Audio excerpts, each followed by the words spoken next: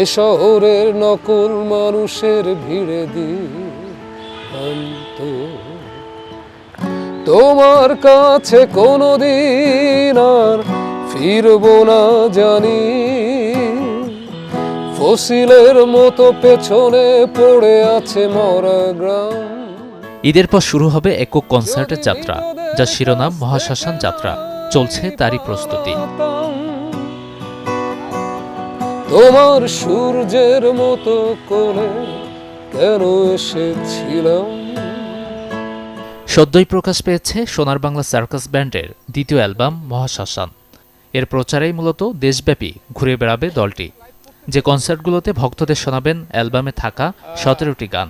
হায়না express এক্সপিরিয়েন্সের যেটা ছিল আমাদের সলো কনসার্ট ছিল হায়না এক্সপ্রেস নিয়ে, তো ওই কনসার্টটার যে আমরা যখন অ্যালবাম বের করি তখন আমরা একটা করতে থাকি, এটা বাংলাদেশ ট্যুর করতে থাকি আমাদের সলো কনসার্টে। সো এটার নাম হলো মহাশ্মশান যাত্রা। এই আমাদের নেক্সট অ্যালবামের যে সলো কনসার্ট, এইটা দিয়ে আমরা গানগুলো গাওয়া শুরু করব। গ্লিটারের টুইন লেমন ও অ্যান্টিব্যাকটেরিয়াল ফর্মুলা বাসনকে চকচকে জীবাণুমুক্ত করে আমাদের দেয় গ্লিটার গ্যারান্টি। দলের এই সদস্য জানান, কনসেপ্টচুয়াল এই অ্যালবামটি মূলত প্রকৃতির প্রতি ভালোবাসা নিয়ে তৈরি করা হয়েছে। আলাপচারিতায় জানান গান তৈরির পেছনের গল্প। মানুষের বিরুদ্ধে প্রকৃতির বিদ্রোহ এই অ্যালবামটা। মানে আমাদের দ্রোহ নামে একটা চরিত্র আছে, সে মানুষ তো পৃথিবীকে অনেক ধ্বংসের দিকে এগিয়ে নিয়ে যাচ্ছে, মানুষ তার নিজের লোভের কারণে পৃথিবীকে ধ্বংসের দিকে এগিয়ে নিয়ে যাচ্ছে। তো আমাদের দ্রোহ স্বপ্ন দেখে যে সে মানুষ প্রকৃতির আর বাকি সব কিছু মানুষবাদে যা আছে তাদের সাহায্য নিয়ে সে মানুষের বিরুদ্ধে প্রতিশোধ নেবে এবং প্রকৃতিকে আবার পুরনো জায়গায় ফেরত আনবে। এটাই ছিল এই অ্যালবামের থিম। মহাশ্মশান গানটা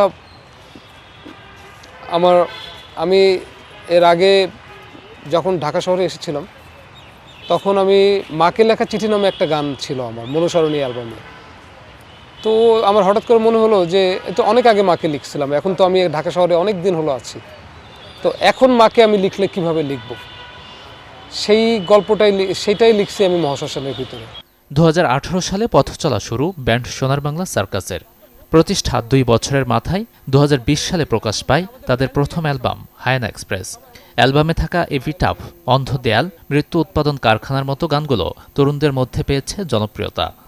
আমি চলে যাব চীনের ডানায়, গভীর সাগরে